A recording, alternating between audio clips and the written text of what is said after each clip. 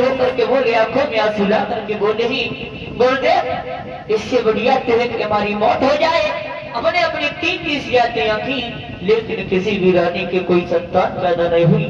इससे बढ़िया तो हमारी मौत हो जाए। तो महाराज दशरथ की निवासिनी तो गुरुदेव ने समझा करके कहा कि महाराज आप चिंता न करें, क्योंकि चिंता करने से दुख दूर नहीं होता बल्कि उम्र घटती है। और महाराज दशरथ से कुल गुरु वशिष्ठ समझा करके बोले हैं महाराज, बोले हैं महाराज से कि ये चिंता बड़ी चिता से है, कि ये चिंता बड़ी चिता से है।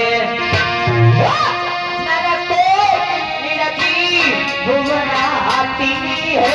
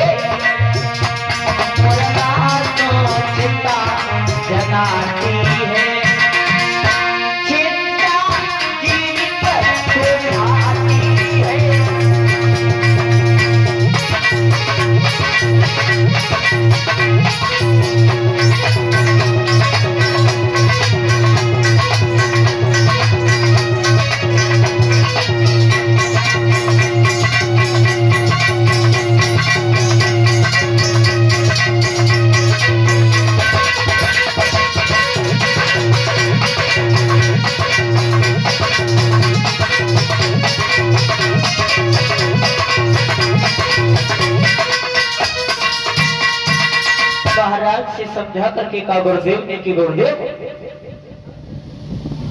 हमारे घर में किसी संतान ने जन्म नहीं लिया। तो गुरुदेव ने समझाया कि महाराज चिंता ना करें, क्योंकि चिंता करने से दुख दूर नहीं होता बल्कि उम्र घटती है। और आप शृंगी ऋषि के पास में जाइए और शृंगी ऋषि के पास में जाकर के पुत्र स्त्रीप करवा दीजिए, उससे तुम्हारे घर में एक नहीं बल्कि 4 संतान पैदा होगी। तो महाराज दशरथ ने इतनी बात सुनी, घोड़ा पर सवार हुए, उसी समय और चले हैं महाराज दशरथ शृंगी ऋषि के पास से पहुंचे हैं। तो शृंगी ऋषि के पास में जाकर के दोनों हाथ जोड़ करके कहा महाराज अगर आपकी कृपा हो जाए आप हमारा एक पुत्रेष्टि कर दीजिए। तो महाराज की इतनी बात सुनने के बाद में आज शृंगी ऋषि ने पुत्रेष्टि किया है। और जब पुत्रेष्टि किया और जिस समय हवन में पूर्णाहुति लगी और पूर्णाहुति लगने के बाद में आज हवन कुंड से खीर का पात्र निकला है।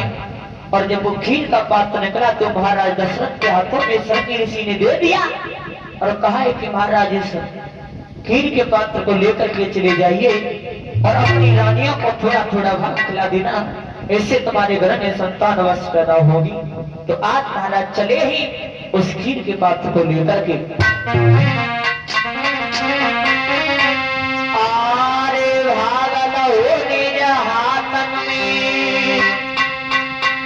राजा ने देर लगाई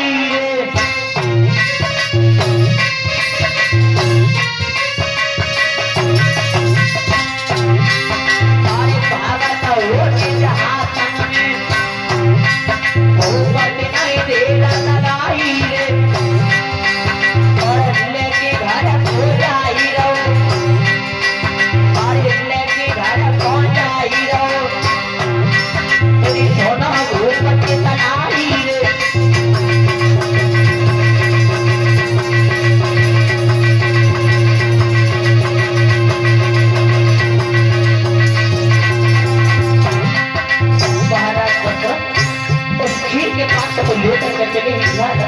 कौन सा हुआ? अरे मेरे घर को जाई रो सोना रूप चलाई रे और नाम चिड़िया ये कुची अरे नाम चिड़िया ये कुची अंबरानी रो मनाई रे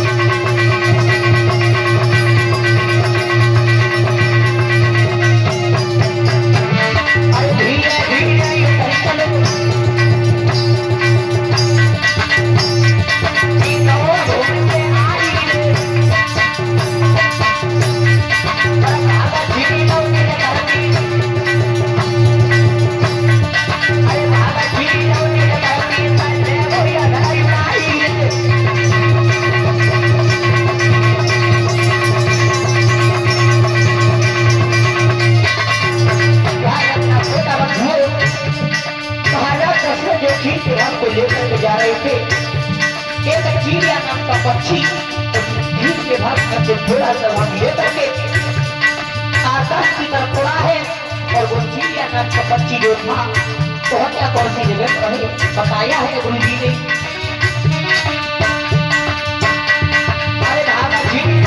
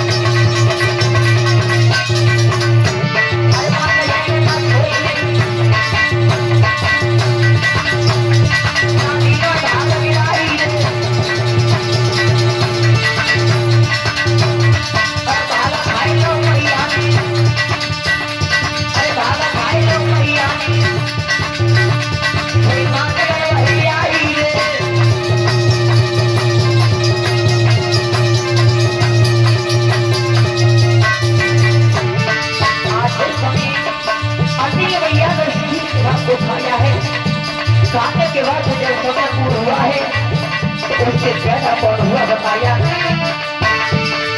आगे सवाल और हमारी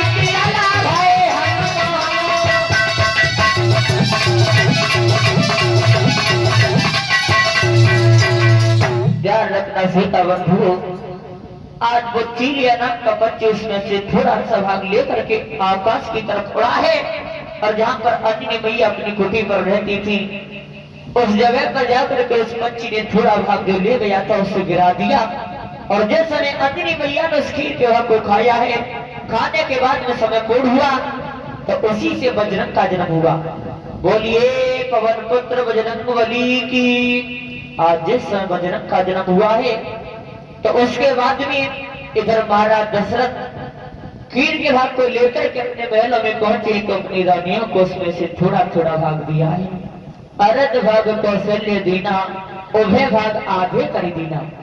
जो खीर का भाग था उसमें से आधा भाग रानी कौशल्या को दिया है और जो आधा बचा उसमें से आधा आधा केकई और सुमित्रा को दिया है।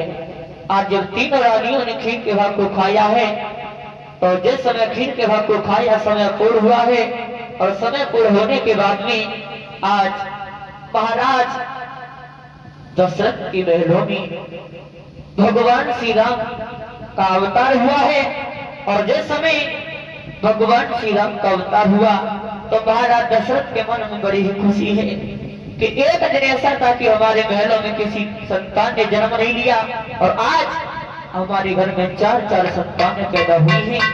तो आज महाराज दशरथ को बहुत खुशी है और आज अयोध्या में बधाई बोलने लगी है। ताली जाकर बोले सभी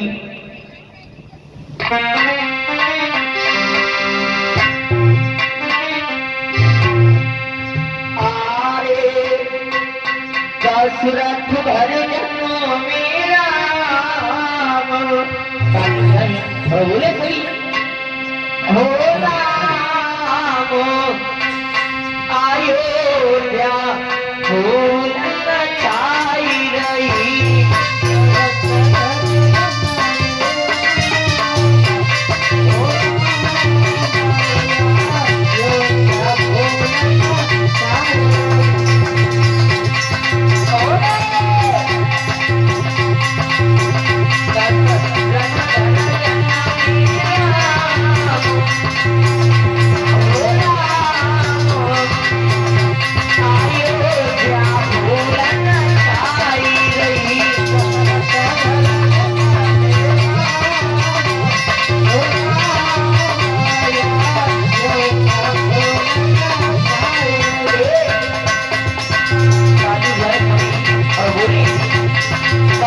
बोले